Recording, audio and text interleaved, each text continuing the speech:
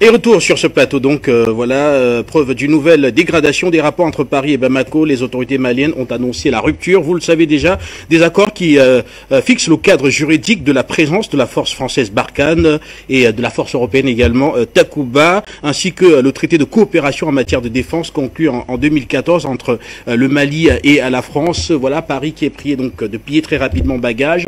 2400 soldats sont encore sur place. La France qui dit qu'elle a encore quelques mois pour pouvoir le faire. À Bamako, on demande de quitter immédiatement. Et cette fois-ci, je commence par vous, Bertrand Tatinda. On se dit risque d'escalade parce que désormais, les Maliens bombent le torse. Ils disent que en cas de nouvelle violation de l'espace aérien, ce sera une riposte rapide. Cela veut dire un engin volant, par exemple, qui peut être très rapidement abattu, ce qui peut ouvrir effectivement sur une confrontation. Est-ce que ce risque est réel? Beaucoup pensent, même au sein de l'État, enfin, dans les coulisses du commandement français, on dit que cela peut être possible, parce qu'en cas de nouvelle violation, par exemple, il peut y avoir une riposte. Le risque est réel. Le risque est réel. Mais qui est à la base de cette situation, M. Kifondo?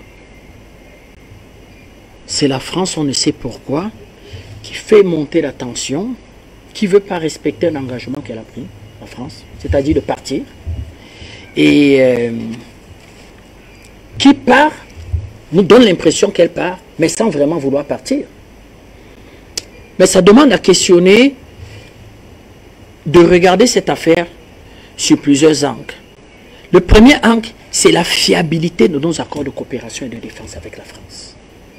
La fiabilité des accords de coopération et de défense avec la France. Moi, j'ai observé, je me suis rendu compte que les pays qui ont subi le plus de déstabilisation, les pays qui sur une longue période n'ont pas pu avoir de stabilité en Afrique, la plupart de ces pays étaient des pays francophones qui avaient un accord exclusif de coopération et de défense avec la France. Je donne deux simples cas. Le Tchad, la République centrafricaine, le pays dont on vient de parler sur les questions monétaires. Je donne deux cas. Je peux donner d'autres cas. C'est-à-dire que le fait même uniquement d'avoir un accord exclusif avec un partenaire, fut-il très solide, fut-il fiable, est-ce que véritablement ça vous sécurise? Je ne parle même pas d'un partenaire comme la France qui avait la possibilité sur le plan militaire de vous déstabiliser et avait la possibilité sur le plan monétaire. On vient de parler là. Comment ils sont en train de vouloir déstabiliser, ils vont se cacher derrière le fonds monétaire intangible là-bas, mais avait la possibilité sur le plan monétaire de vous déstabiliser. Donc la fiabilité de ces accords. C'est pour ça qu'en même temps, quand vous questionnez les accords de coopération de défense, vous ne pouvez ne pas opposer les accords de coopération économique et les accords de coopération monétaire, M. Fondon. Si on parle de fiabilité, c'est-à-dire ces deux piliers-là, ne vous permettent pas d'être stable. Vous dénoncez les accords de coopération militaire, mais vous restez avec les accords de coopération monétaire. On vous déstabilise même, le cher doyen nous expliquera comment on vous déstabilise même plus avec justement la monnaie et notamment le franc CFA. Première des choses. La deuxième des choses, les résultats. Nous avons eu ces accords de coopération. Quels ont été les résultats? Les résultats ont été ce que je dis. La situation de l'État malien. Prenons seulement en 2014. La France vient 10% du territoire occupé. Elle en repart 90% de territoire occupé. Est-ce que c'est sérieux? C'est-à-dire que, qu'est-ce qu'il fallait faire? Question. Parce qu'il y a un petit lobby d'hommes politiques maliens. Certains vivent à Abidjan.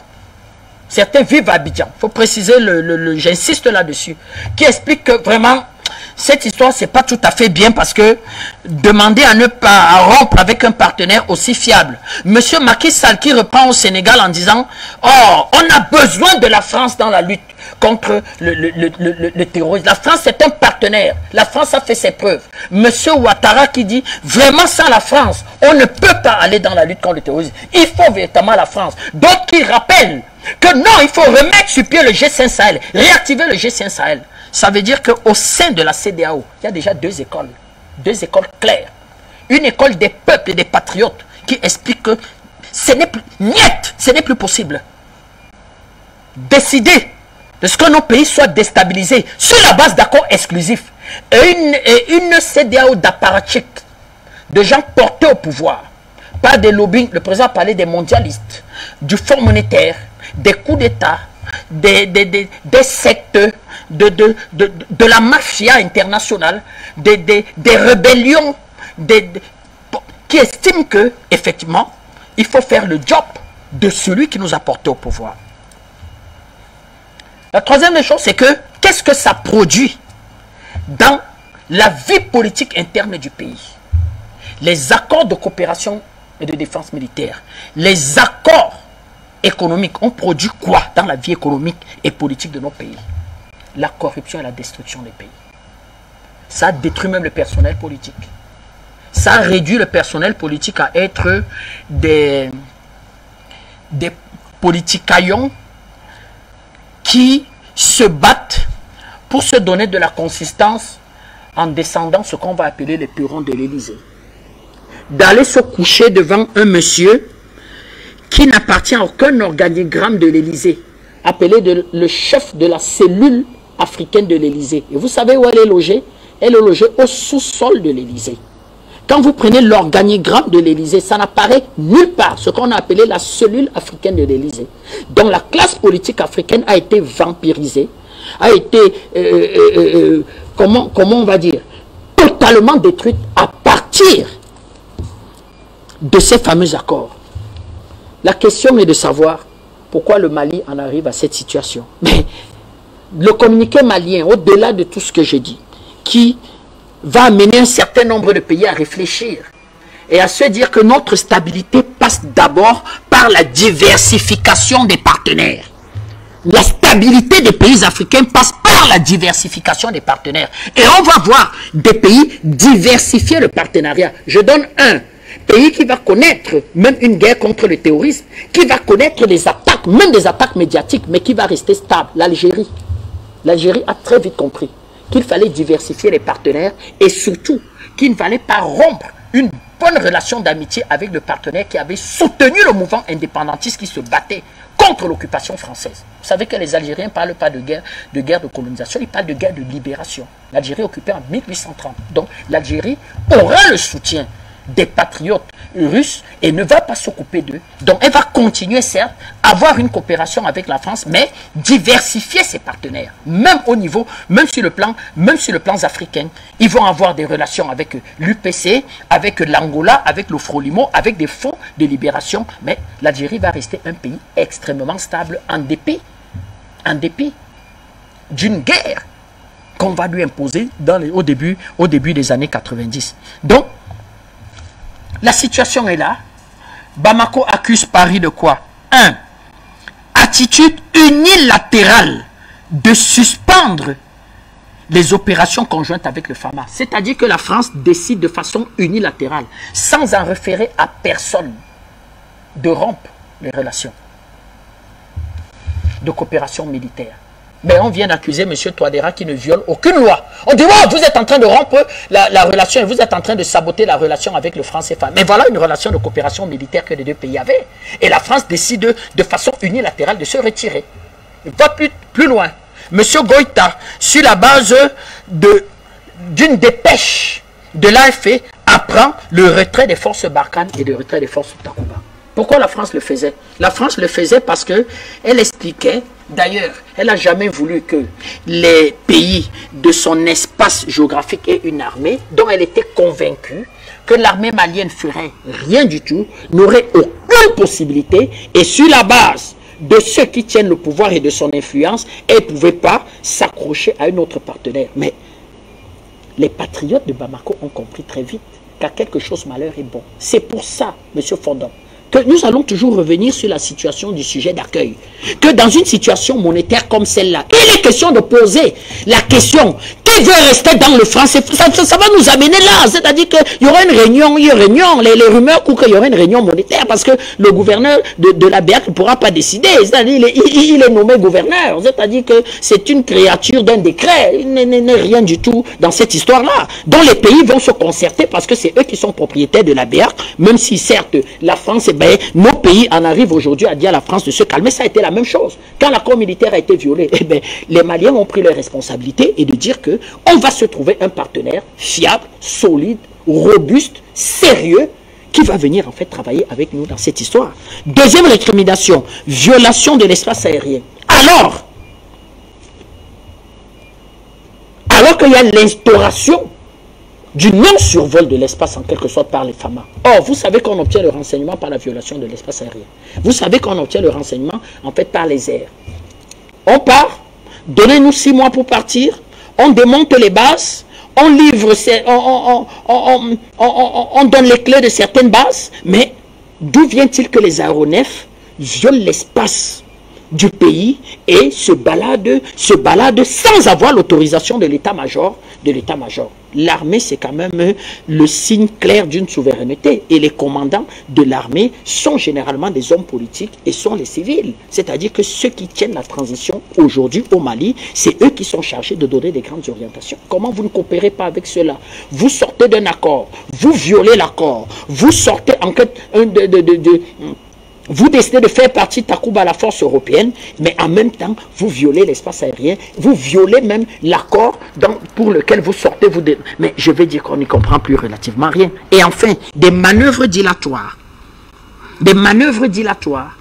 Parce que le Mali avait estimé qu'il fallait revoir l'accord. Elle va donc envoyer ses recommandations. La France va aller dans des manœuvres dilatoires en expliquant qu'il faut un comité d'experts, ces espèces de réunions, un peu comme on va traîner les chefs d'État du G5 Sahel à Paris, on va faire la levée des fonds. Mais tout ça pour aboutir à quoi?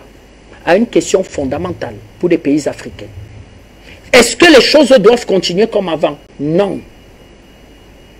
Est-ce qu'il est question pour une armée, pour un pays qui se veut stable et solide, de ne pas se doter du maximum de partenaires stratégico-militaires? Est-ce que M. Fondop, si vous êtes producteur de drones de 4e génération, lui, il est producteur de chars de combat, lui, de différents types de missiles, est-ce qu'il n'est pas dans mon intérêt d'avoir un accord de coopération avec vous, producteur de drones de 3e génération, lui, producteur de missiles de qualité, lui, producteur de voitures blindées, pour justement permettre à mettre sur pied une véritable armée forte et solide? Si les pays africains de la zone franc avaient des armées fortes et solides, pourquoi Paris ne profiterait pas, vu que ces multinationales exercent chez nous? Quelle est cette histoire de vouloir faire des affaires chez nous, de gagner beaucoup d'argent et surtout pas vouloir que nos pays soient des États stables qui puissent permettre à d'autres de venir aussi faire affaire? Vous voyez pas une forme de cynisme? Vraiment, c'est à pleurer, à se poser des questions. Donc voilà les questions de fond. Donc nous encourageons Bamako de dénoncer rapidement cet accord et de pouvoir se tourner vers d'autres partenaires qui peuvent apporter, même seulement en termes d'échange et de formation des hommes.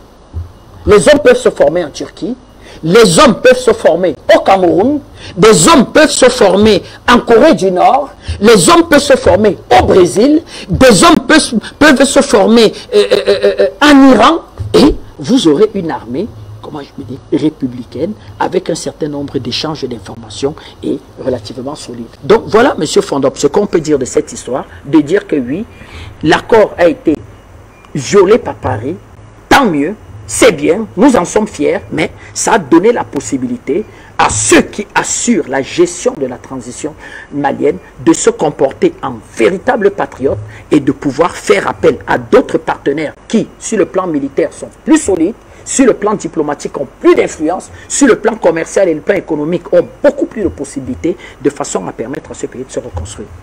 Merci, merci à vous. Alors, Jonathan Batengene, je vous retrouve. Alors, une source militaire au sein du ministère de la Défense en France affirme que la vraie problématique est de savoir quelle sera l'attitude des forces maliennes dans les prochaines semaines, s'inquiète celui-ci, en craignant de possibles entraves alors que Barkhane est engagé dans une très lourde et complexe opération, dit-il, logistique pour quitter le territoire malien.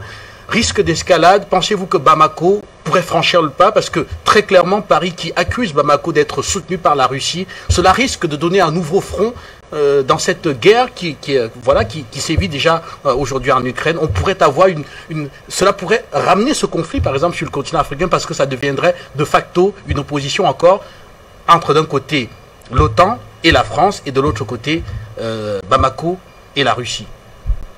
Même si la France le souhaite, ça n'arrivera pas. Il n'y aura pas d'affrontement au Mali, du moins du fait d'une frappe malienne.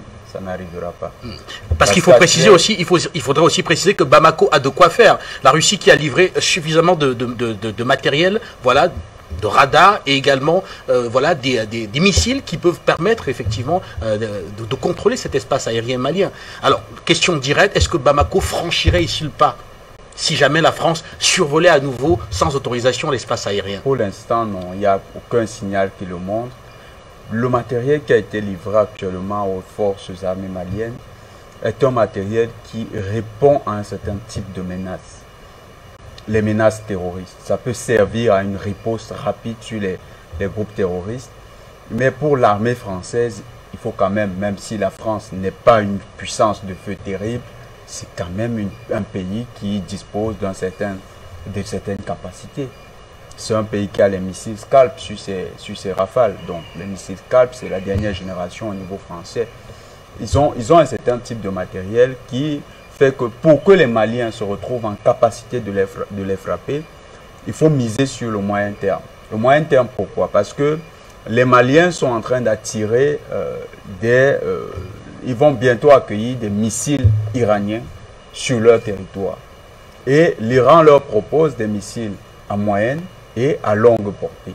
Donc, lorsque ces missiles seront sur le territoire malien, là, oui, peut-être, dans cette hypothèse, on pourrait voir l'armée malienne beaucoup plus audacieuse, et surtout si elle accueille déjà les batteries de S-300 en ce moment, elle rend son ciel vraiment dangereux pour les chasseurs Rafale et elle rend ses capacités de nuisance vraiment importantes dans la mesure où, avec des missiles moyenne portée, il peut frapper les bases militaires françaises qui sont dans les pays voisins. Donc, pour l'instant, ce que le Mali est en train de faire, c'est une victoire diplomatique.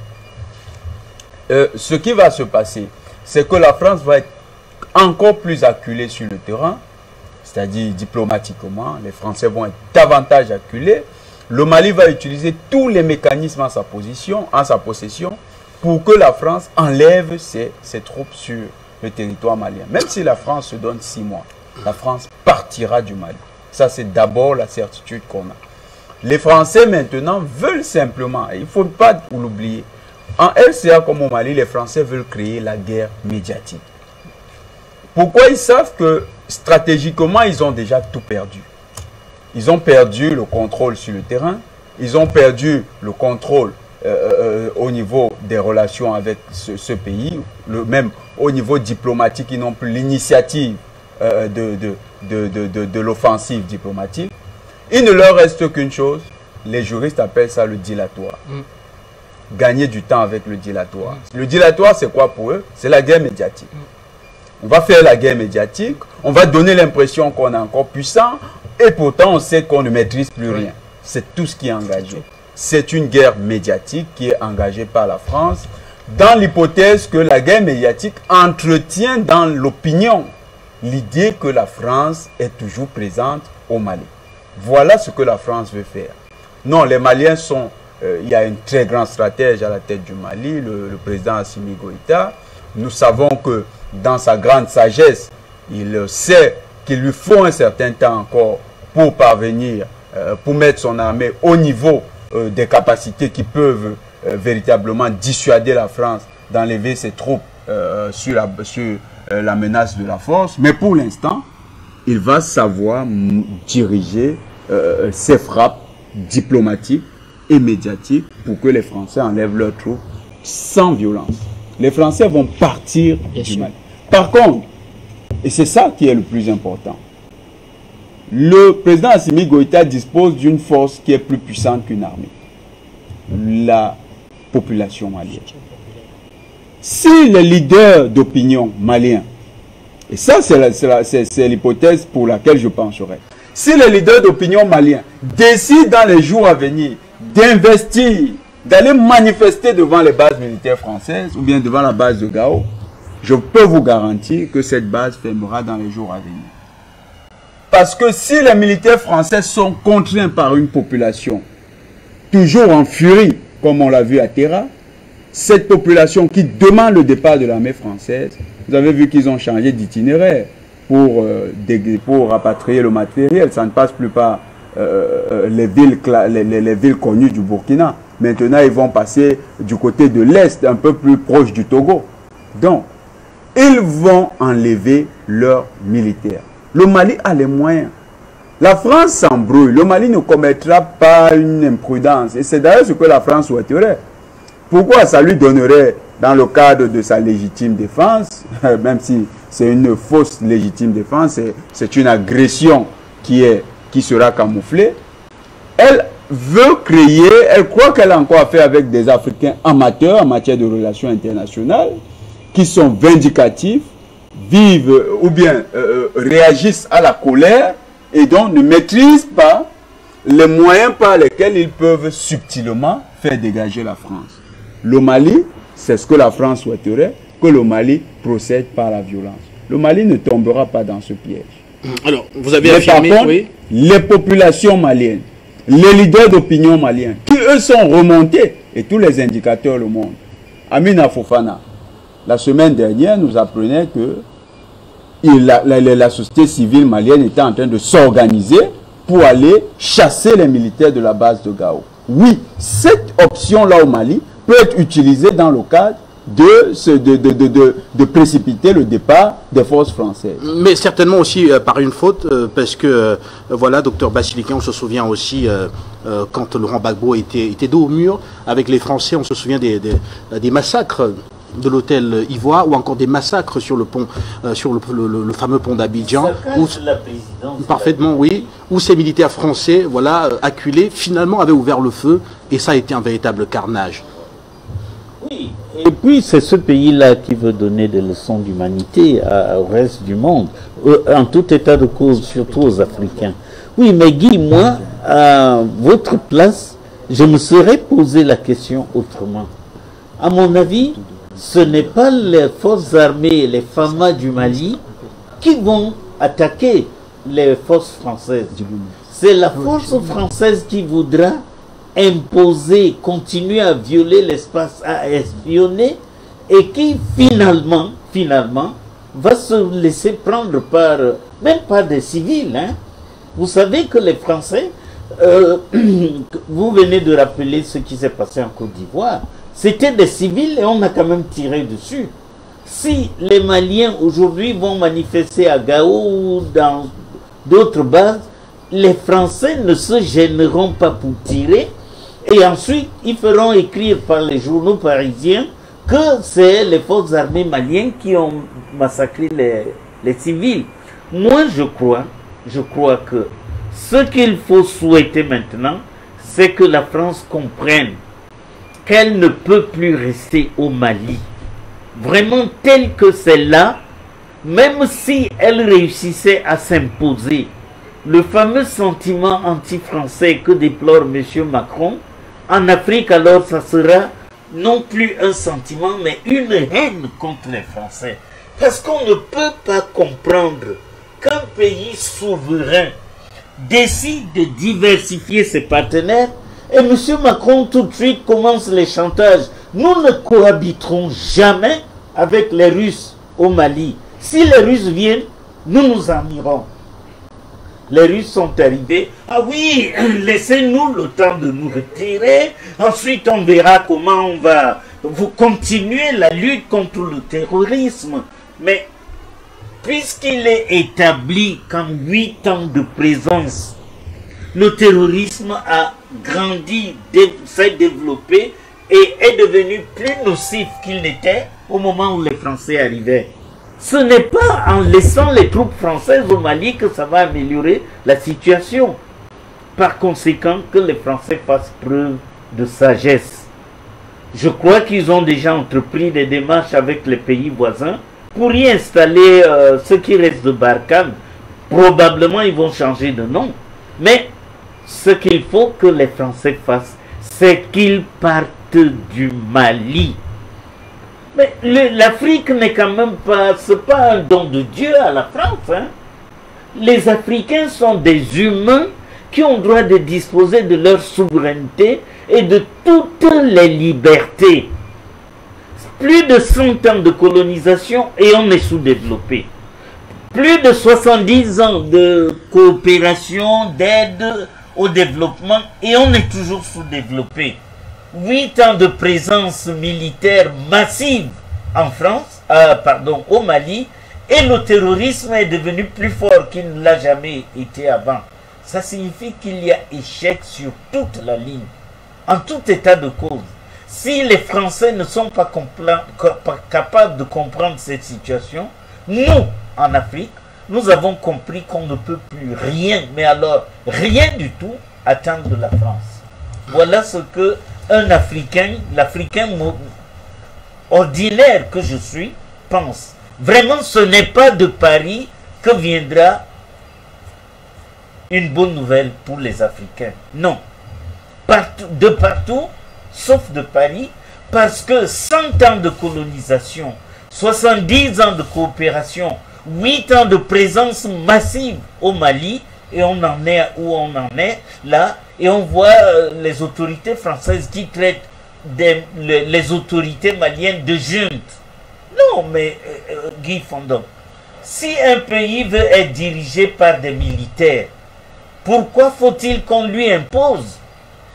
Si un pays dit laissez-moi le temps d'organiser des élections, je vous rappelle qu'en 1944, la France est libérée. Le général de Gaulle, quand il rentre à Paris, il est chef du gouvernement provisoire.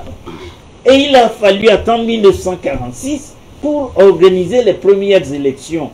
Pourquoi ce qui est bon pour la France est nocif pour l'Afrique?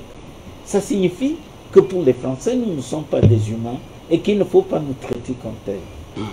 Alors, Président Badakani, est-ce que Bamako franchirait le pas? Parce que j'ai cité tout à l'heure une source sécuritaire au ministère français de la Défense qui pense qu'il est possible qu'il finisse, que l'étincelle finisse par jaillir, et cette étincelle-là, justement, serait celle qui mettrait le feu aux poudres et ouvrait les voies d'une confrontation directe que beaucoup craignent aujourd'hui. Vous, quel est le regard que vous portez là-dessus?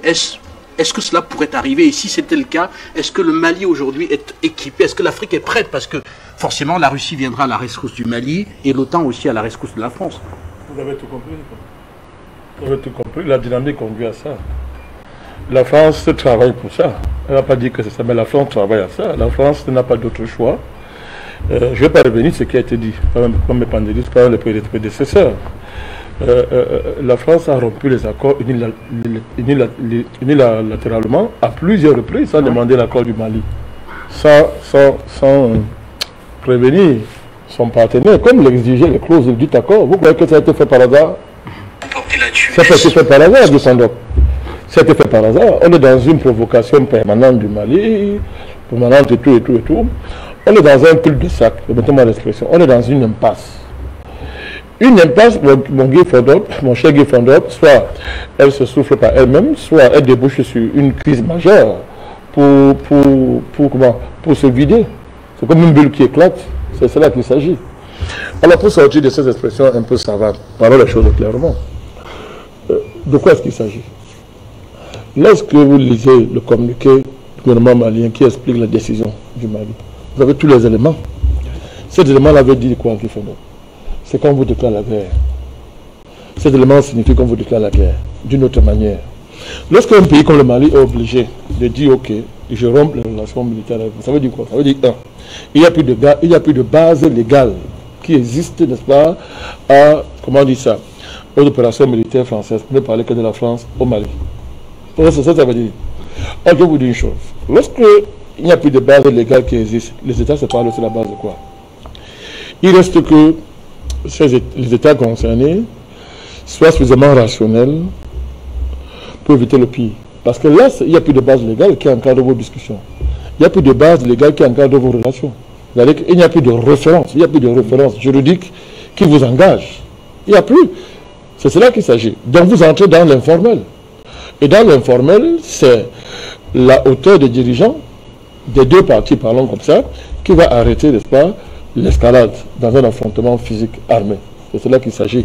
Mais vous croyez que l'État malien, quand vous voyez comment l'État malien a été patient, la patience de l'État des Maliens, vous croyez que le Malien a décidé comme ça de passer à cette décision définitive comme ça en l'air? Je vous réponds non. Le Mali s'est préparé.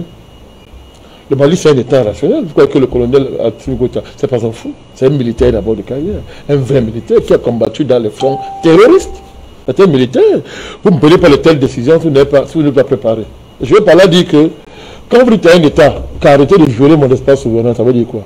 Vous arrêtez de dire que la prochaine fois que vous allez violer mon espace souverain, je vais vous corriger. C'est ce que ça veut dire. Alors, Batangani tout à l'heure a parlé de processus diplomatique, pas envers la France, envers le monde entier. Le Mali, depuis, travaille à informer le monde entier, à faire comprendre le monde entier que voici la réalité de la situation. Vous pouvez faire semblant de ne pas voir, mais je vous aurais dit.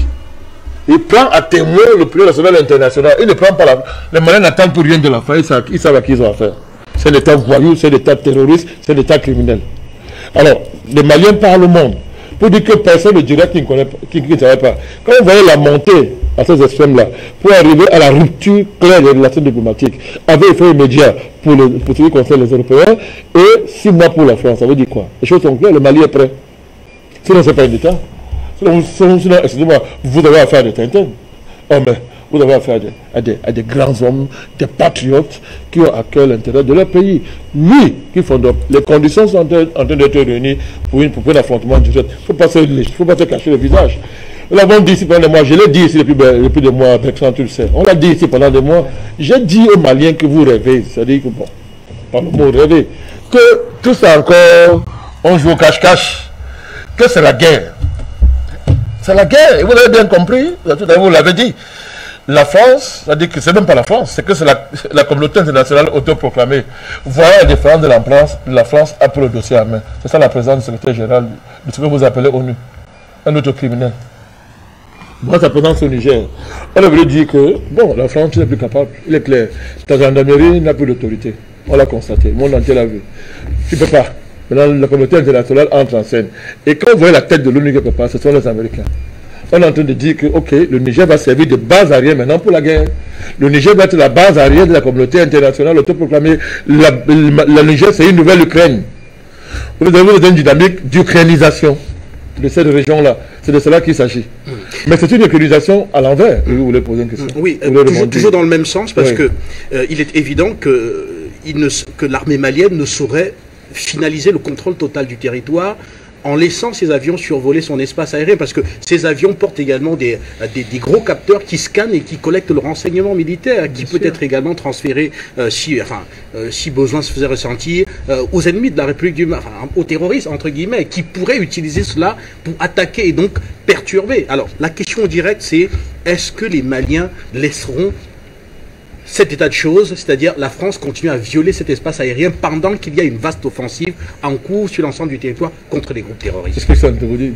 Vous me le lancez simplement. Simplement, oui. Voilà, je l'avais précisé. Voilà, je suis en train de dire ceci qui font que on va vers l'affrontement. Il n'y a plus de cadre légal pour discuter entre les deux États. Il n'y a plus de cadre légal.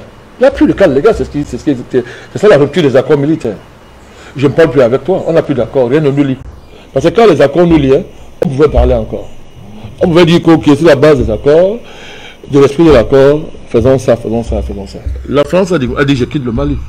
Patangani l'a dit, c'est terminé, il n'y a pas de débat. Bertrand l'a dit, c'est fini, ils vont quitter le Mali. Mais vous savez très bien que la France, en même temps, ne peut pas quitter le Mali. Parce que quitter le Mali, c'est perdre le Sahel. L'Occident ne peut pas perdre le Sahel. Oubliez ça. On va les défaire au Sahel, c'est ça qu'il faut dire. On va les défaire au Sahel.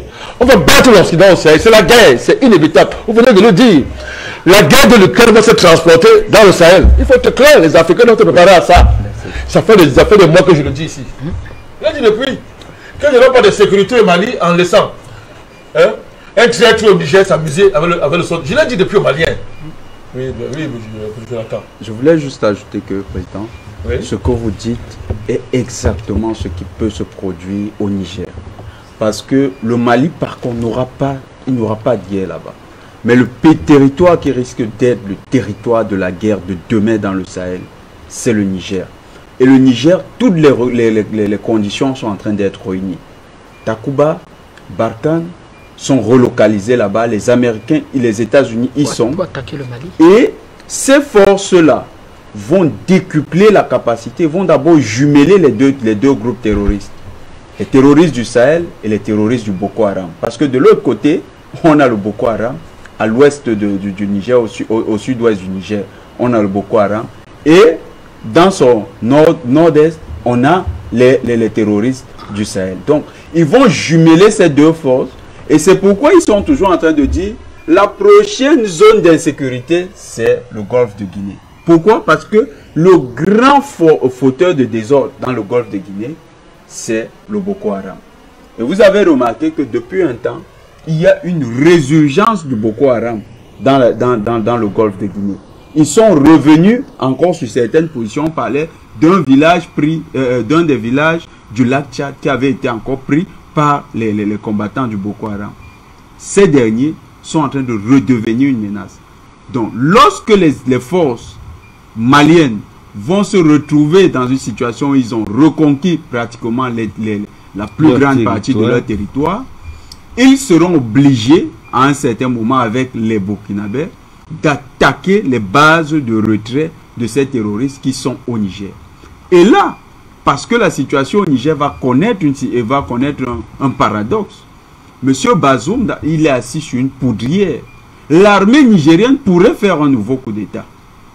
Et ce coup d'État-là, avec Barkhane et Takuba sur leur territoire, Barkhane et Takuba pourraient, dans le cadre du soutien à monsieur Bazoum, vouloir retourner la situation. Et là, le Niger, c'est un territoire qui risque de connaître une grosse instabilité. On risque d'avoir une guerre majeure dans la zone du Niger. Et cette guerre va interpeller certainement les pays d'Afrique centrale et ceux d'Afrique de l'Ouest sur la nécessité de faire partie les forces françaises. Là, c'est sûr, les Français pourront peut-être avoir, au niveau du Niger, une grosse adversité qui va être déclenchée et qui pourrait entraîner une guerre entre la France et plusieurs, pas une seule nation. Parce que l'expérience ukrainienne peut devenir l'expérience française en inverse. C'est-à-dire que les Français peuvent se retrouver, cette fois-là, acculés par plusieurs pays africains sur un territoire africain. Et voilà, et donc là, les Français, tout naturellement, en tant que membres de l'OTAN, feront intervenir l'OTAN. Et les autres pays africains, les pays dont vous citez, ont pour la plupart des accords militaires avec la Russie, justement, ce qui nous ramènerait dans la configuration actuelle en Ukraine. Oui. Guy, ça pourrait expliquer le fait que plusieurs nations africaines actuelles, sentant que le danger se rapproche, sont en train de signer des accords de coopération avec la Russie. Parce que ce qu'on ne dit pas, c'est que actuellement, ces pays, chaque pays est en train de se doter du matériel militaire de dernière génération. Il n'y a plus de pays africains qui pensent qu'il faut acheter les armes, les armes dépassées. Tous les pays africains sont dans une course à l'armement importante.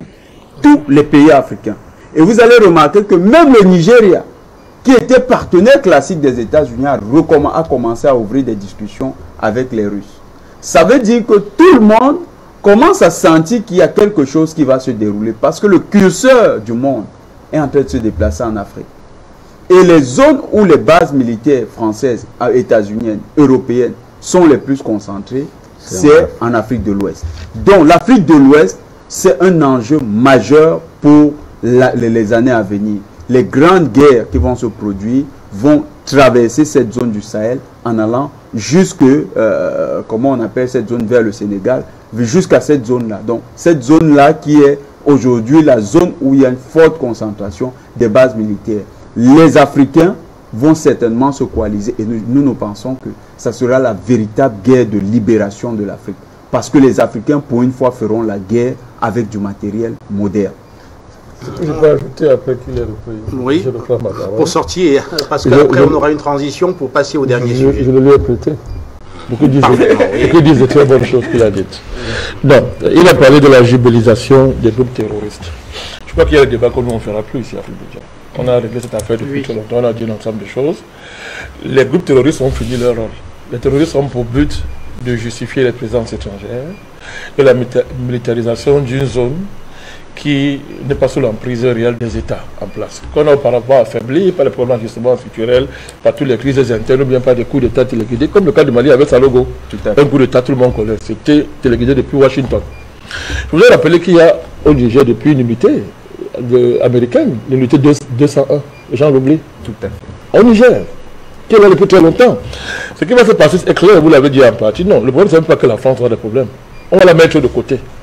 La France va être mise de côté parce qu'elle est incompétente. Elle n'a pas pu assurer la gendarmerie. Elle a échoué dans la gendarmerie.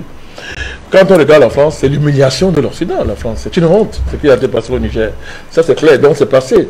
Quand vous voyez le secrétaire général de l'ONU, je le rappelle, sorti comme il est sorti, aussi éhontément, en violant tout l'esprit de la Charte des Nations Unies, tout à l'heure, je revenais à la présentation, il y a l'autre enjeu que les gens ne voient pas. C'est la mort de l'ONU. Oui. Quand le secrétaire général de l'ONU accepte d'être en plein jour, même pas un garçon de course, un chien de course, il y a un chien de course, n'est-ce pas, des États-Unis, de l'Occident comme ça, en plein jour, ben, le débat est clos, c'est la mort de l'ONU qui retrouve son rôle d'être un garçon de course de l'Occident de manière aussi brutale. Pourquoi? Parce que, il vient à l'ONU, il vient dire, il est venu, il a mis de côté sa casquette de secrétaire général de l'ONU.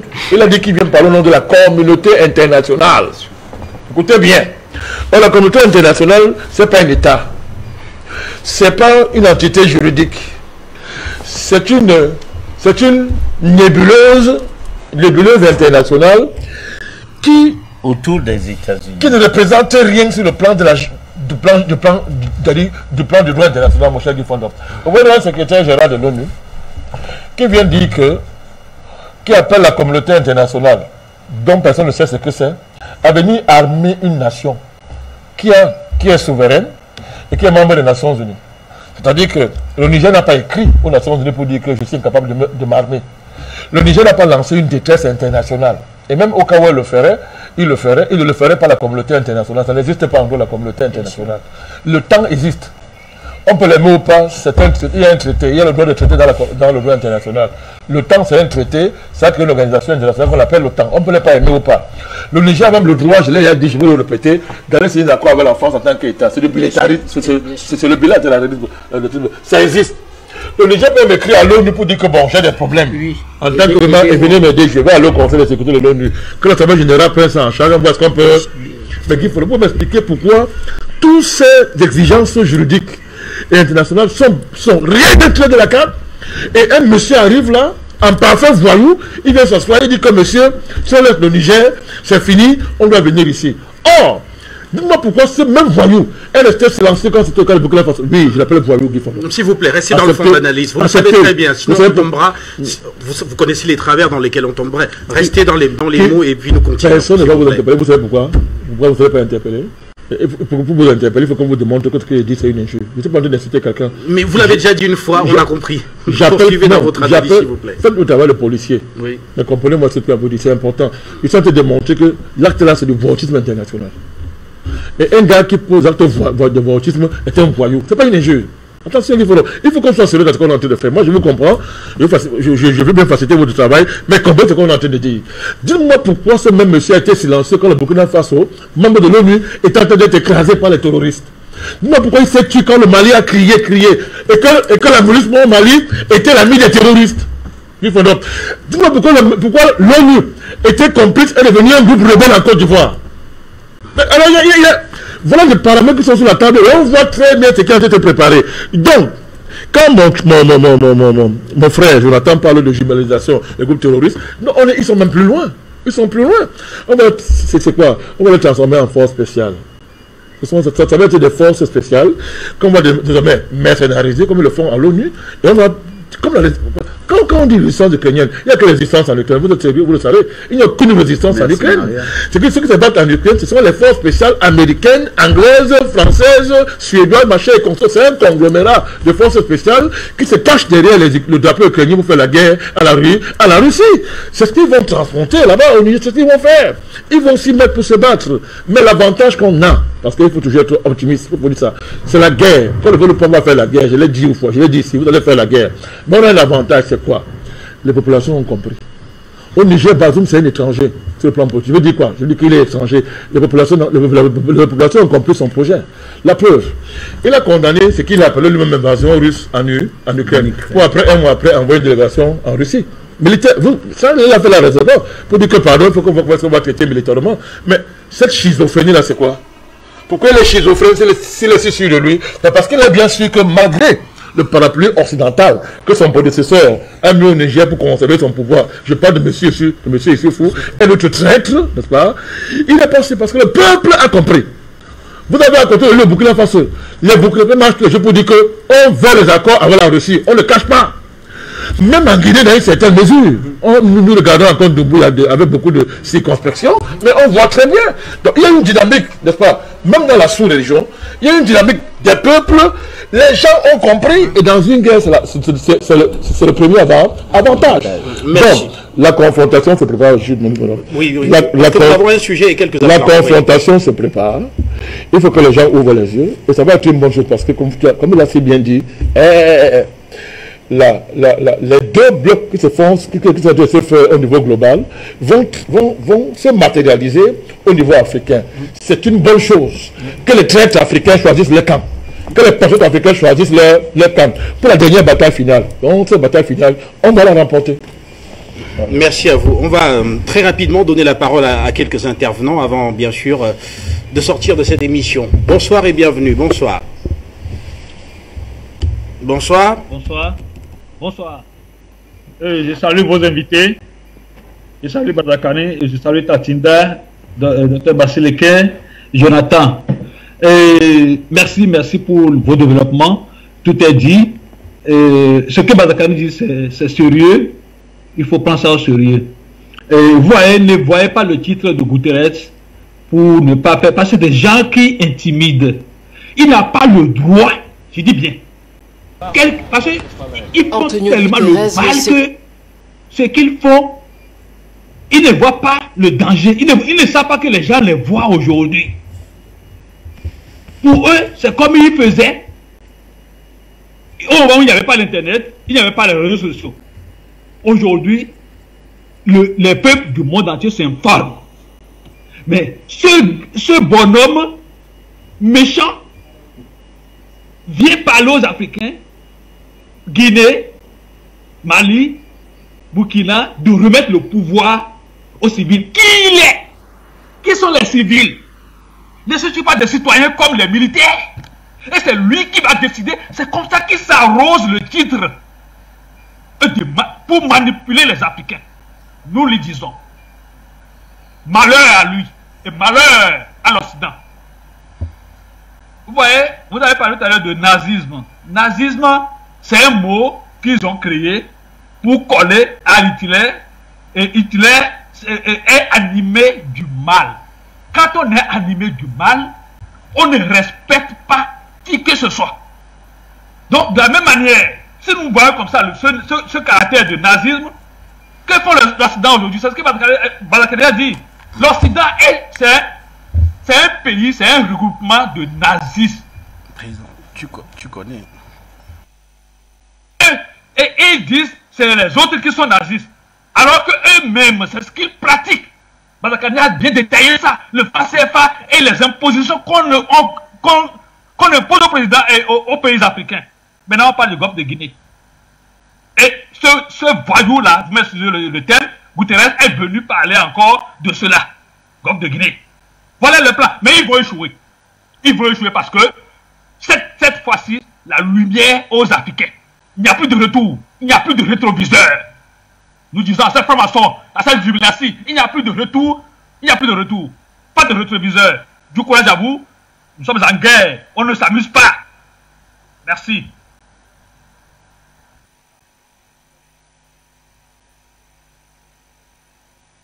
Merci à vous pour votre contribution et on va poursuivre avec d'autres intervenants à l'antenne. Bonsoir et bienvenue, bonsoir. Vous êtes à l'antenne, allez-y, bonsoir.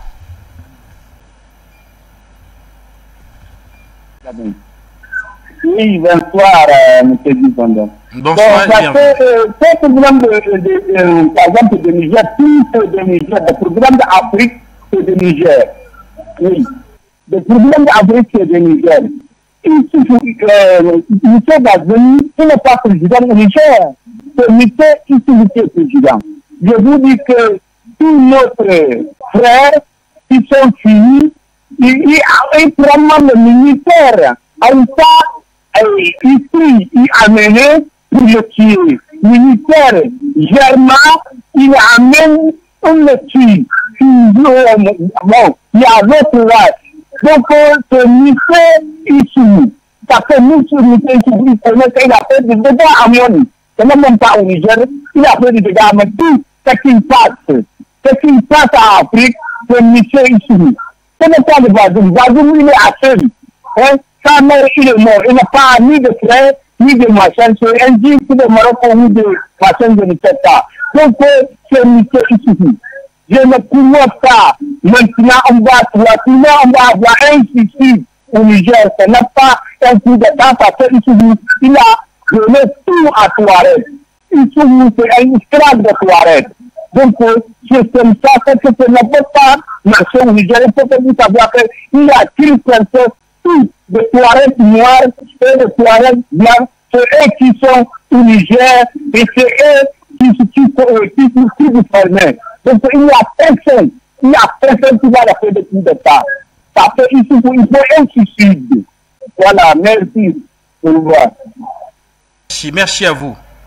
Voilà, merci à vous pour votre contribution. Et toujours le standard. Bonsoir et bienvenue. Bonsoir.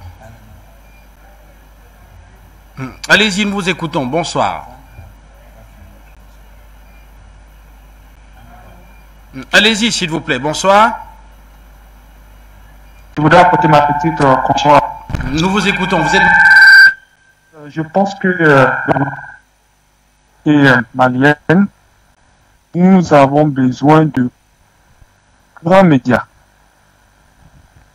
Et actuellement, avec la crise ukrainienne, nous avons les grands médias qui sont en train aujourd'hui d'intoxiquer toute la population africaine.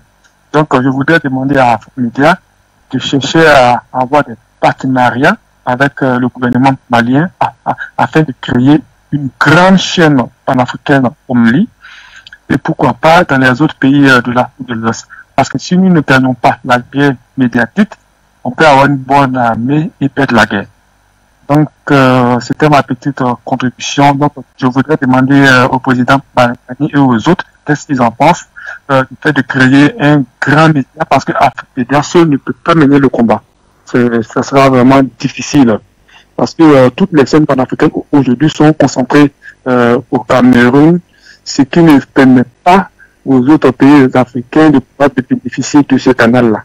Donc, il faut multiplier les chaînes d'information, surtout des informations en continu.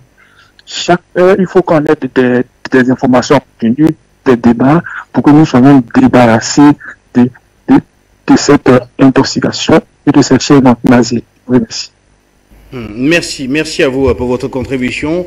Nous restons au standard. Bonsoir et bienvenue. Bonsoir. Vous nous retrouvez à l'antenne. Bonsoir. Bonsoir, bon dimanche et bienvenue. Allez-y, vous êtes monsieur. Bonsoir et bienvenue. Bonsoir à vous et bonsoir aux autres. Allez-y, nous vous écoutons. Allez-y. Oui, bonsoir mon cher frère Fondor. Bonsoir aux autres et bonsoir à vous aussi. Je voudrais moi poser une question aux Maliens. Pourquoi est-ce que le Mali s'est-il aventuré d'aller prendre comme médiateur le président du Togo? Puisque nous savons bien ce qui est arrivé à Ali Bongo. Rappelez-vous qu'Ali Bongo, je l'ai paralysé avec ses faux déplacements qu'il allait toujours au Togo. Soit le Togo, soit le Tchad. Et à la fin, il a été empoisonné. Que les Maliens fassent bien attention avec le Togo. Le Togo, c'est la France-Afrique. Le Togo, c'est la franc-maçonnerie, c'est la Rose-Croix. C'est la même lignée entre Macky Sall, le Ouattara, Macron. C'est les mêmes gens. À la fin, vous serez empoisonnés. On va vous tendre des pièges, vous, ce gouvernement, je dis bien civil comme militaire. On va vous tendre des pièges de Béni et c'est là-bas qu'on finira. Vous comme on a fini avec Ali Bongo. Donc les Maliens voient la santé d'Ali Bongo. Ça vient du Togo et ça vient du Tchad. Donc qu'ils fassent très attention. Et mes chers frères, vous voulez fuir la guerre va vous trouver. Et c'est mauvais quand ça vous trouve que vous refusez d'ouvrir les yeux. Le président Banakani a tout dit. Donc, le Mali doit signer des accords militaires entre le Cameroun, le Burundi, le Rwanda. Vous avez vu comment il a fallu que les gens de l'Afrique de l'Est organisent vite un regroupement entre la RDC et envoyer des troupes pour aller combattre les rebelles qui étaient au Mozambique, financés par qui? Par la France, l'Angleterre et les États-Unis. Donc c'est ce qui va arriver. Il faut que nous soyons prêts pour que ça sera une véritable face entre cette soi-disant OTAN qui est détenue par un groupe de juifs, des néo-nazis, qui pensent qu'ils vont s'accaparer des biens des Africains et nous imposer un rythme. Ça va s'arrêter. Donc le Mali a le droit d'étendre ses relations avec l'Algérie et que l'Algérie soit toujours sincère. Parce que tout ce qui est blanc, en dehors de la Russie, on doit beaucoup se méfier. Donc que l'Algérie soit sincère. Je ne fais pas confiance à l'Algérie. Je le dis. Et je ne fais pas confiance non plus au Burkina Faso avec ce militaire qui est là. Et que la même chose que le gouvernement malien doit faire attention d'éviter de croire que tu as derrière ton dos le président de la Guinée-Conakry. Attention, c'est une main française aussi qui est là-bas. Ne pense pas qu'à côté de toi, le Burkina Faso est avec toi. Attention, que monsieur ne s'est pas encore bien prononcé. Donc, comprends que tu es seul avec le Cameroun qui a fait les accords militaires, le Burundi, le Rwanda, l'Algérie qui n'est pas encore sincère, la Russie, la Chine. Donc, il faut qu'on fasse cette guerre pour se libérer définitivement. Et cette guerre-là, vous voulez la fuir sur les plateaux, vous n'allez pas la fuir. S'il n'y avait pas Afrique Média, vous savez ce que serait devenu le gouvernement malien, on les a tous éliminés. Même chez nous au Cameroun. Là, il a fallu qu'Afrique Média soit là pour que ça puisse exister. Bon, regardez les autres médias. Il a fallu qu'on menace un de nos hommes d'affaires qui a créé son média DBS. Quand on le menace, il ferme. Vous voyez un peu dans quelle situation nous nous trouvons. Donc ne contournez pas en nous amenant les théories qu'il faut beaucoup parler, il faut que non, il n'y a pas de diplomatie dans cette affaire. Ou on va en guerre et on se libère, ou c'est la guerre qui va nous trouver et nous allons voir. Allah vous garde. Merci à vous pour votre contribution au standard, même s'il est évident qu'on ne saurait affirmer que le président gabonais, Ali Bongo Ondimba, a été empoisonné au Togo ou encore à N'Djamena au Tchad. On ne saurait l'affirmer parce que nous ne pouvons pas le prouver. Mais on poursuit. Bonsoir et bienvenue. Bonsoir. Afrique Média. Bonsoir. Bonsoir au président Bandakani, que j'adore beaucoup, Jonathan aussi. J'adore vraiment vos émissions et j'apprends beaucoup avec vous. Monsieur vient d'appeler pour demander que nous multiplions les médias en Afrique et que ça passe en continu. Il a raison. Et j'ai posé la question plusieurs fois à Afrique Média pour qu'on puisse développer de tels médias dans tout le continent africain, francophone et même anglophone, pour contrer les médias occidentaux qui nous ont plusieurs fois asservis, qui nous ont plusieurs fois rendus bêtes, qui nous ont toujours manipulés. Et s'il y a vraiment des médias comme le vôtre, que je salue, que je respecte, Afrique Média, pour pouvoir au moins parler de l'Afrique, de son développement, de sa sécurité, de tout ce qu'il faut, pour pouvoir au moins faire en sorte que les Africains puissent s'approprier nos solutions à l'africaine. Vous avez parlé tout à l'heure de l'eugénisme, d'une réalité et qui est un plan diabolique formulé par cet Occident-là encore. Diminuer la population mondiale, ça on le sait. Et la première des populations à diminuer, c'est celle africaine, et qui est la première civilisation mondiale, berceau de l'humanité, ils le savent. Et il faudrait vraiment que nous protégions ce continent, vaille que vaille, pour que nous puissions devenir un modèle mondial. Hein? Alors, pour revenir pour cette guerre-là qui va se faire entre le Mali et la France, mais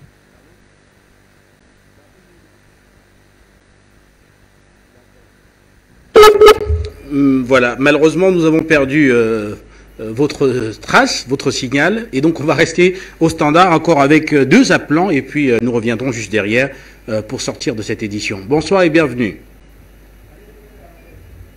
Bonsoir et bienvenue, bonsoir. Bonsoir Afrique Média. Bonsoir et bienvenue à l'antenne, bonsoir. Bonsoir Afrique Média, j'aimerais qu'on demande à Guterres de faire un tour en Mali pour voir la suite militaire qui est au pouvoir. Au revoir Afrique Média. Un tout dernier appelant et retour pour sortir de l'émission. Bonsoir et bienvenue. Bonsoir.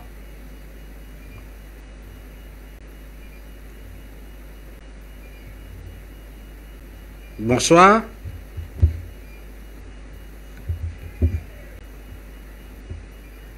Bonsoir.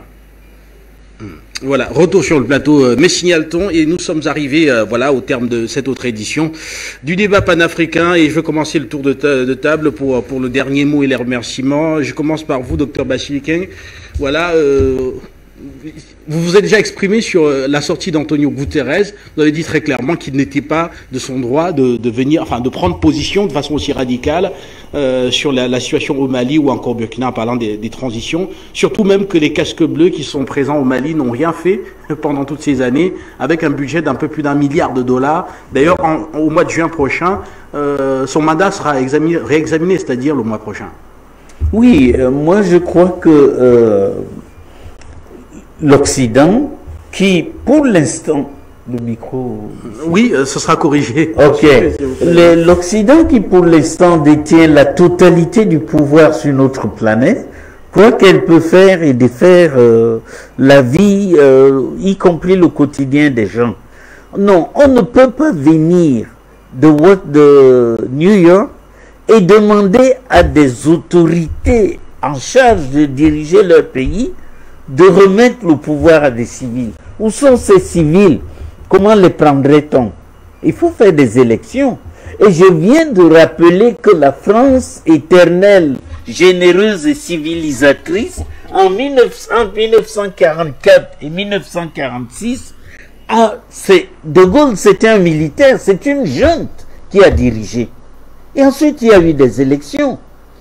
Mais comment peut-on venir aujourd'hui et dire à 3 États souverains, je vous instruis de... Non, c'est inhumain, c'est même, à la limite, c'est la bêtise.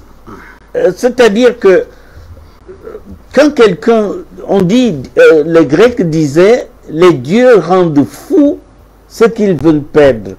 Je crois qu'en Occident, à force d'avoir ces 60 ou 70 dernières années, d'avoir fait tout ce qui leur passait par la tête, ils se croient être revenus, être devenus des dieux. Non, nous sommes les hommes, des hommes humains, des humains, et nous sommes égaux les uns aux autres. Ce sont les textes des Nations Unies qui le disent.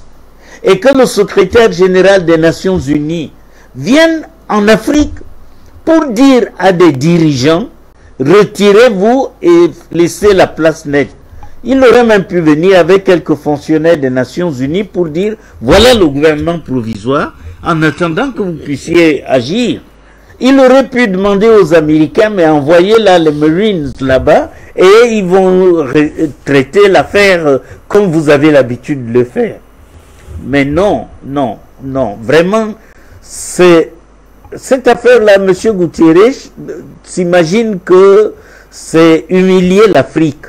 Mais vraiment, lui, il ne sortira pas grandi de cette affaire, de cette démarche.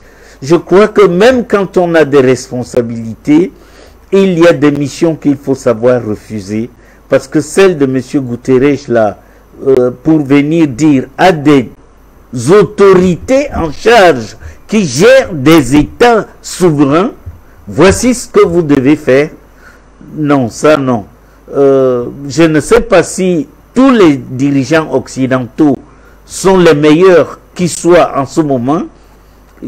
Si vous suivez mon regard, vous verrez bien que quelque part là-bas, il y a des idiots, de parfaits idiots. Excusez-moi, hein, parce que vous voulez qu'on reste poli.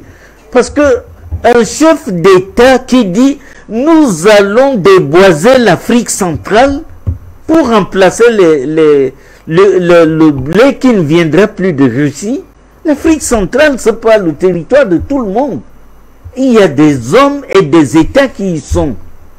Au moins s'il disait, nous engageons des négociations avec l'Afrique centrale pour voir la possibilité de... Mais non, L'Afrique centrale elle-même qui importe déjà du blé, qui connaît également. Oh, mais non, en réalité, si nous importons mais il nous aurait aussi dit que c'est le deuxième poumon écologique de la planète et qu'il ne faudrait surtout pas déforester. Ah, voilà, alors qu'eux, ils ont déforesté partout. Non, ce qu'on va faire, hein, à la prochaine fois quand l'ONU là aura disparu, c'est chaque État doit réserver une superficie de son territoire et y créer des forêts. On ne sait pas faire marcher le soleil à notre guise, mais nous savons ce qu'il faut faire pour éviter le réchauffement de la planète. Mais ce n'est pas avec des gouttières qui viennent... C'est un Brésilien ou un Portugais, ce type-là. Ah oui, parce que ce n'est pas avec des gens comme ça que nous allons rebâtir notre terre. Parce que nous sommes... La terre, nous l'avons reçue du Créateur. Et nous devons en faire le meilleur usage possible jusqu'au jour où il décidera que la terre n'existera plus. À ce moment-là, on verra ce qu'il décidera. Mais pour l'instant, la terre est faite d'États, de territoires, d'États souverains. Et chacun décide de son bonheur avec les moyens dont il dispose. Ce n'est pas à l'ONU de dire aux uns et aux autres. Bientôt, ils vont nous dire, je sais, ils veulent l'Afrique sans les Africains. S'ils veulent simplement nous éliminer, ben, je crois que là, Covid-19 a démontré que leurs désirs ne sont pas toujours ce qui va se passer. Merci. Voilà, Jonathan Batengene, vous qui parliez tout à l'heure du plan macabre secret, voilà, pour la réduction de la population mondiale et pour garder une certaine pureté, entre guillemets. Alors, on va voir que la Covid-19, par exemple, a réglé un problème qui était assez crucial dans l'économie européenne. Il y avait beaucoup de vieillards, beaucoup sont morts.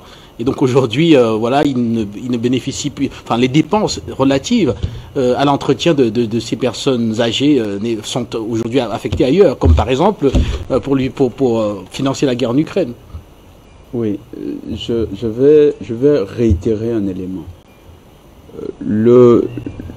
Après la Deuxième Guerre mondiale, 12 nazis de très haut rang, y compris le patron des renseignements SS, celui qui était chargé de l'espionnage, des missions d'infiltration des renseignements nazis, ont été cooptés par les pays de l'Ouest.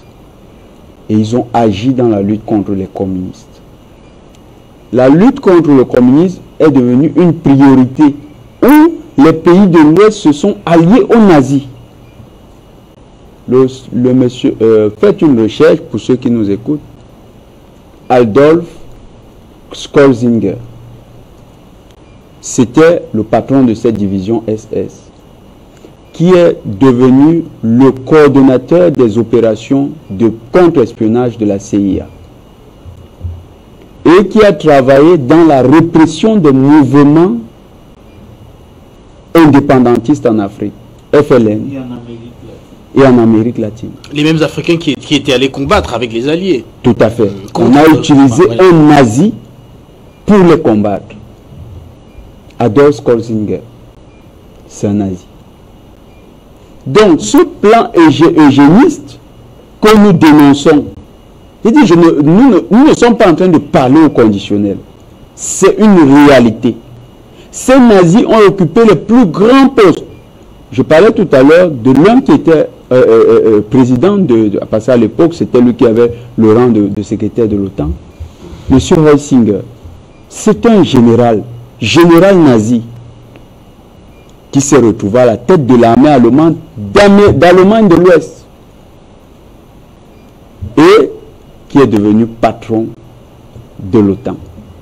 Ces nazis qui sont restés, Skolzinger, il a travaillé pour le Mossad. Pour ceux qui aiment souvent dire, Israël ne peut pas accepter que les nazis soient dans leur armée. Le Mossad a travaillé avec Skolzinger.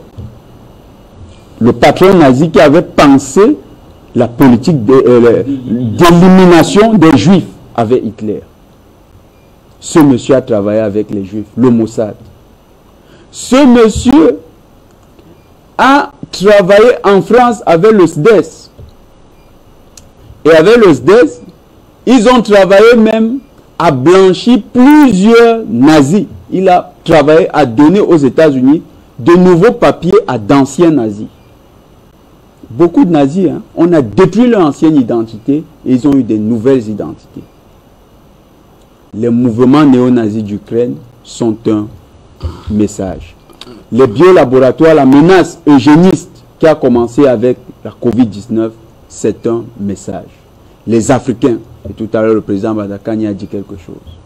Cette information amène les Africains à prendre une autre posture. Nous devons l'adopter radicalement. Il n'y a pas dans ce monde des gens qui ont combattu les nazis et qui les célèbrent. Il n'existe pas. Les nazis se sont réinventés. Et comme les nazis se sont réinventés dans les nations de l'Ouest, ce qu'on appelle l'Occident, les pays de l'OTAN, les pays dits démocrates. Ils ont utilisé plusieurs mécanismes et je comprends pourquoi. Nous avons toujours dénoncé la monnaie nazie, le franc CFA. Quand Scholzinger devient le conseiller des services secrets français, à quoi nous attendons-nous? Il va leur dire de faire ce que... C'est lui qui avait pensé cette politique à côté de Pétain. Donc, il a simplement reproduit avec De Gaulle ce qu'il avait conseillé au Führer. C'est ce qui est en train de se faire. L'enjeu est planétaire. Les Africains vont réaliser leur guerre, ça c'est sûr. Cette guerre va se passer en Afrique. Ça, c'est sûr. Merci à vous. Merci Cette à vous. guerre n'est plus loin. Nous devons simplement être prêts. Et la politique eugéniste à laquelle nous faisons allusion, elle est en cours. C'est pourquoi les Africains doivent rester éveillés. Et comme quelqu'un l'a suggéré, il faut que l'offensive médiatique se généralise. Merci à vous. 10 minutes pour sortir et je vous donne la parole. Bertrand Tatinda, alors est-ce que les Africains sont prêts? Tout au long de l'émission, on a vu très clairement aujourd'hui qu'il faut se préparer à une confrontation directe. Parce que tôt ou tard, ça viendrait de par les alliances que nous nouons avec la Russie et aussi de par l'organisation du bloc occidental et leurs propres alliés sur le continent avec qui nous nous retrouvons. Nous risquerons de nous retrouver en confrontation de façon quasi inéluctable. Je ne sais pas si les Africains sont prêts.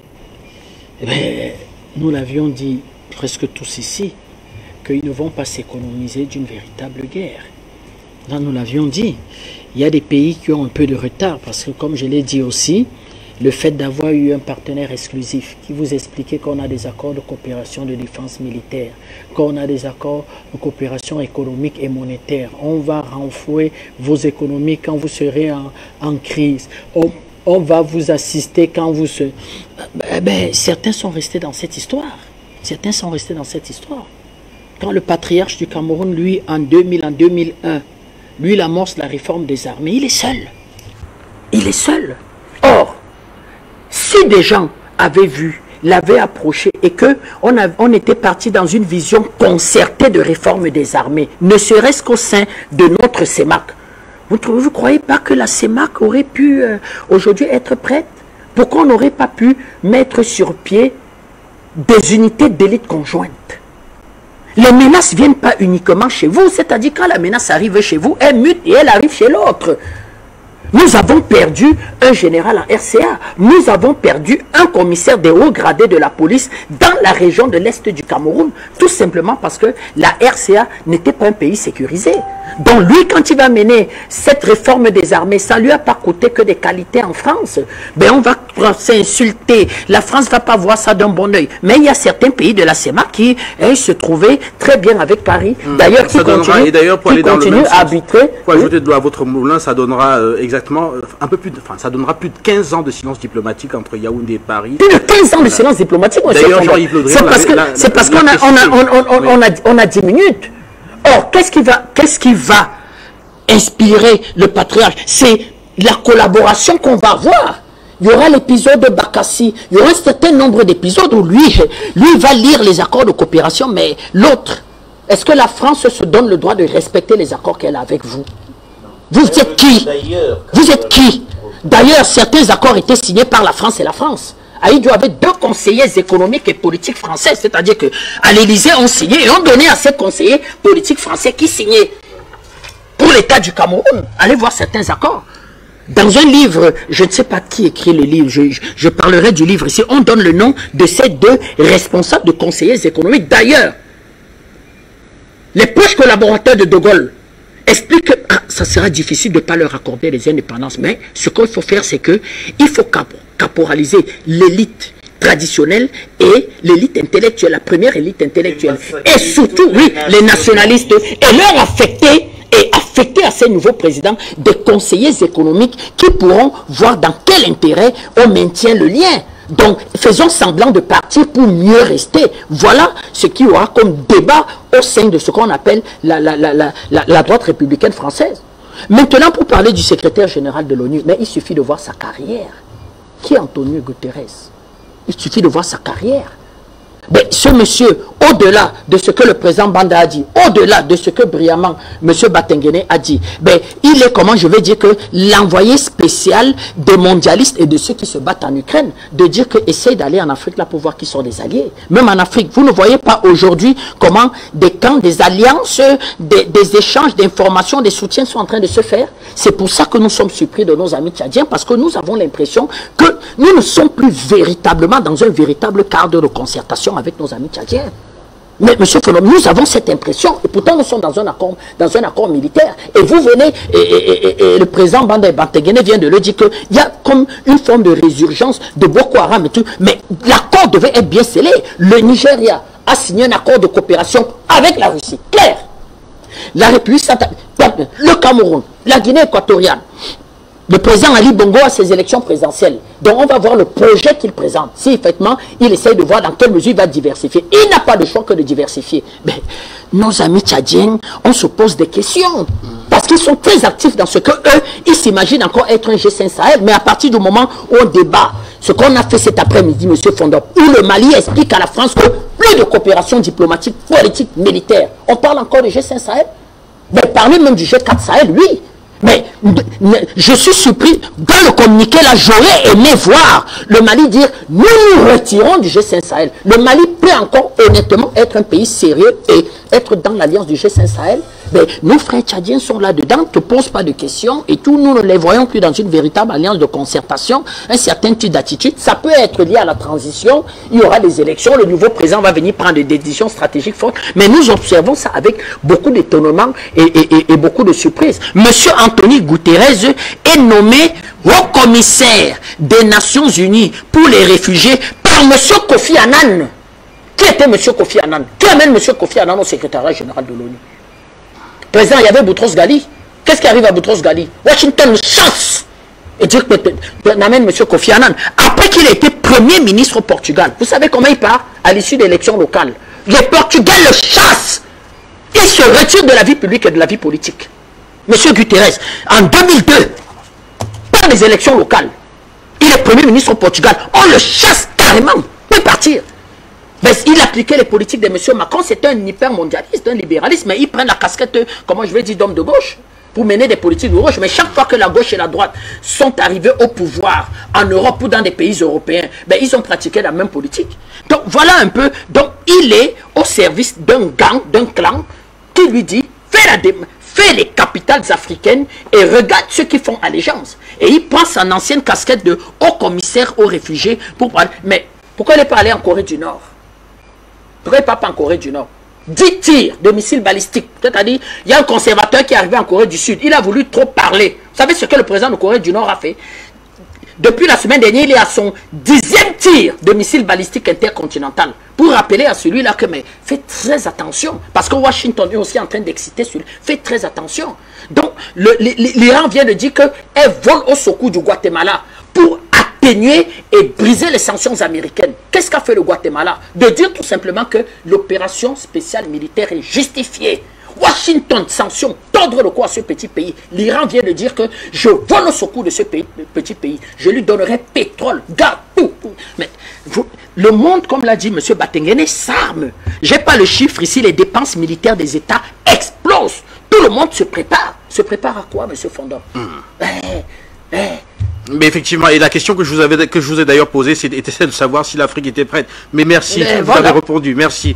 Président Badakani, on va sortir très rapidement avec vous, peut-être aussi avec cette question en direct. Est-ce que l'Afrique aujourd'hui est prête? Est-ce qu'elle admet déjà que cette confrontation, tôt ou tard, arrivera? Parce que ce serait la Troisième Guerre mondiale, c'est-à-dire un peu comme on le voit aujourd'hui. Enfin, si jamais la situation en Ukraine se reproduisait en ce moment même au Mali, ça donnerait un conflit planétaire maintenant.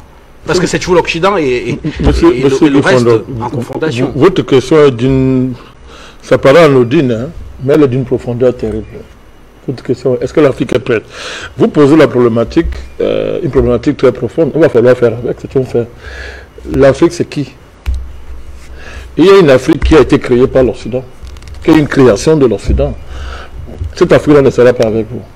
Elle ne sera pas avec l'Afrique. Il faut que les Africains acceptent ça, c'est un fait. Nous parlons, il y a quelques jours, je pense le 5 mai, il y a eu une réunion à Accra, où des chefs d'état-major, des armées nationales se sont réunis en réunion. Ils se sont réunis dans une réunion extraordinaire, les états-majors membres de la CEDEAO. Vous savez ce qu'ils ont dit? C'est-à-dire qu'ils ont dit qu'ils se réunissent pour discuter de la mise en œuvre des recommandations formulées à l'issue de la 4e session de ce comité qui s'était déroulée le 17 au 19 novembre en 2021. Alors, la recommandation la plus extraordinaire, c'est quoi? C'est qu'il faut tout faire pour que les militaires doivent se détourner des coups d'État et protéger les régimes élus.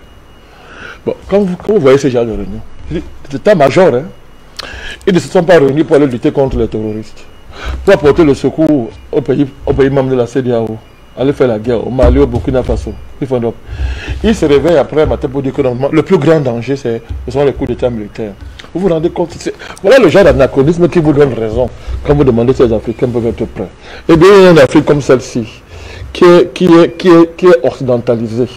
Parce que quand on a fait le rite d'élire quelqu'un par une élection soi-disant démocratique validée par les Blancs, quand on joue aux anglo-saxons, comme ce qu'on voit là au Ghana, on croit qu'on va ne compter pas sur les gens comme ça. Mais l'Afrique digne, l'Afrique qui est consciente de sa responsabilité historique, l'Afrique qui sait qu'il n'y aura pas de monde si l'Afrique ne reprend pas son initiative historique, elle est prête. On va la voir à l'œuvre, elle est prête. Elle est prête, moi j'ai dit Fondor. Je voulais dire la suite de Jonathan Bertrand, je vais chuter par là. C'est-à-dire ce qui se passe. L'Occident, c'est quoi? C'est quelque chose qui est terrible. Quand les Occidentaux disent que je lutte contre la dictature, c'est ceux qui sont en train de promouvoir la dictature. L'Occident lutte toujours contre ce qu'elle est réellement. Quand ils disent qu'ils sont contre le nazisme, non, c'est pour les enfants. Ils sont dans une dynamique nazie. C'est ce qu'ils sont. C'est-à-dire que les Occidentaux ne luttent pas contre quelque chose qu'ils ne sont pas. Nous luttons contre la guerre. Non, ils font la guerre. Quand ils font la guerre, ils disent que nous sommes pour la paix. Faites attention. Faites attention. Ils sont déjà très avancés dans la guerre quand tu parles de la paix. Donc, on est dans un monde, je l'ai dit, que le monde est globalement dominé par des nazis. On est en train d'en sortir. On se bat pour en sortir. On est rien tournant. La dénazification de l'Ukraine par Poutine, c'est un euphémisme. C'est le monde qu'il faut dénazifier. Oui, c'est une formule choc, je le dis. C'est le monde qu'il faut dénazifier. L'ONU est une organisation, je suis désolé de le dire, d'essence nazie. Je l'ai dit, c'est quoi le nazisme? Il faut expliquer simplement pour que les gens comprennent. C'est la volonté de dominer pour dominer les gens. C'est la volonté de dire que le sens de l'existence dans ce monde, c'est que vous dominez les gens. C'est-à-dire qu'il n'y a pas de monde normal si l'Occident ne domine pas. Mais c'est ça avec les nazis. Parce que le reste n'est que la conséquence de cette posture-là. C'est que le monde n'existe pas si l'Occident ne domine pas le monde. Mais quand vous regardez le comportement des gens en Ukraine, prenez l'exemple de l'Union européenne, vous expliquez ce suicide-là. Que vous demandez à un pays comme l'Allemagne, qui dépend à 50% de la Russie pour son gaz et son pétrole, de faire l'embargo sur le gaz et le pétrole, ben, je vais vous demander, bon, c'est quoi cette affaire? Mais les gens sont en sécession avec le monde depuis très longtemps. C'est d'ailleurs logique de déshumaniser le monde. On pense qu'il y a des... Mais c'est qui? Mais c'est une nazie. Je le dis, la présidente de la Commission européenne, c'est une nazie. C'est connu. C'est une nazie. Quand Batlanger aussi le nom là, non, mais elle là, c'est une nazie. Puis on ne change pas les financiers, on connaît leur projet. Quand on parle de changement climatique, on sait ce qu'il y a derrière. Nous ne sommes pas des enfants. Est-ce que l'Occident peut dire un mot sur le climat? L'Occident a dit un mot sur le climat? Il y a Brian Basset qui vient de le dire. Mais qui a détruit la planète? Bon sang. Qui l'a détruit? Est-ce que l'Occident connaît ce qu'on appelle le climat? Il y a un mot à dire. Mais ils sont les champions. Et on dit, non, on dit, Allemagne, demain dans le mois, pourvu qu'on mette fin aux énergies fossiles. Qui a l'agenda des financiers? On connaît avec sa commentaire. Quand la Russie et la Chine ont boycotté, c'était pourquoi il était question d'unifier les banques centrales. Derrière le projet de verdir la finance et de verdir le monde, de faire entrer dans l'économie verte. C'est pas l'économie verte, ça dit c'est où ça? Ce sont des bêtises. Il n'y a pas l'économie verte. Qui sont les grands pollueurs? Pendant qu'ils disent de verdir, qui pollue? C'est qui pollue. On parle de quoi? Pendant que la France passionne dans les sommets internationaux en matière climatique, qu'est-ce qu'elle fait au Niger? Il y a plus grand pollueur au Niger que la France, à travers Areva et consorts, l'Union. On parle pas de quoi il faut. Donc, il faut que les Africains comprennent. C'est une guerre d'abord de dénazification de nos mentalités. Nous avons été longtemps intoxiqués par la propagande des nazis. Les nazis, c'est la communauté internationale. Avec leur projet, ils mettent l'ennemi partout, ils veulent commander les gens partout, ils veulent les aider partout, il faut qu'on pense comme eux, il faut qu'on respire comme eux, il faut qu'on donne comme eux, il faut qu'on fasse tout comme eux. Or, eux, c'est qui? Ce sont les qui font notre. Est-ce qu'ils acceptent l'humanité? Est-ce qu'ils avouent que l'humanité existe? Est-ce qu'ils avouent que nous sommes une humanité? Ils avouent ça? Quand ils classifient les races, quand ils hiérarchisent les races, moi je viens de vous le dire. Lorsque dans un pays comme la France, pour prendre le cas de la France, c'est vos États-Unis et ailleurs, lorsqu'on élève au niveau d'une politique d'État, le fait qu'on désigne l'étranger comme étant le problème de la France, que la France a le problème parce qu'il y a les émigrés. Vous avez la face pile, Marine Le Pen, vous avez la face Bachar, la face Macron, qui lui, sous couvert d'universalité et de protection des migrants, se moque de vous en réalité. Se moque de vous en réalité, parce que c'est lui qui fait monter, il paraît, on fait monter l'extrême droite à gauche, et à droite on fait semblant de la combattre. Et les deux se moquent de vous. Monsieur Macron, c'est un parfait nazi. Mais il va vous dire, non, c'est Marine Le Pen, elle est contre les immigrés et tout et tout. Ouais, pourquoi vous êtes les migrants? Vous pouvez comprendre pourquoi aux Antilles, par exemple, dans les Antilles, pourquoi Marine Le Pen a gagné. Vous pouvez voir que ces gens-là sont fous. Ils ne sont pas fous. C'est un message qu'ils envoient. C'est un message pour dire que on a compris votre jeu, il faut arrêter ça. On a compris votre jeu. Arrêtez de nous entuber.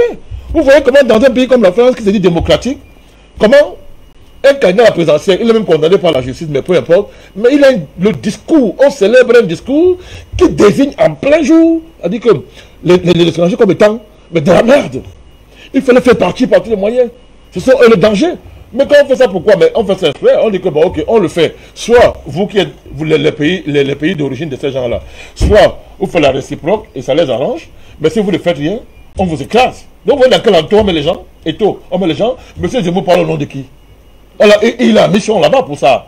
Pour dire tout ça, puis je ne parle pas de... Je dis qu'il n'est pas le seul à faire ça, mais je dis, il est là pour qui?